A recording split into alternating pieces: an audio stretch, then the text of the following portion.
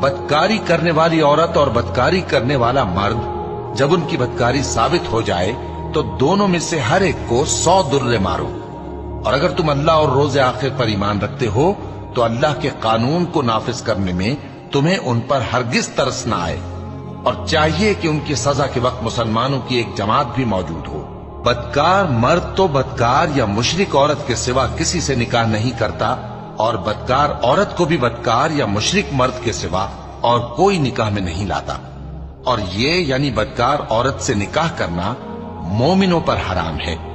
اور جو لوگ پرہیزگار عورتوں کو بدکاری کا عیب لگائیں اور اس پر 4 گواہ نہ لائیں تو ان کو 80 درے مارو، اور کبھی ان کی شہادت قبول نہ کرو، اور یہی بد کردار ہیں۔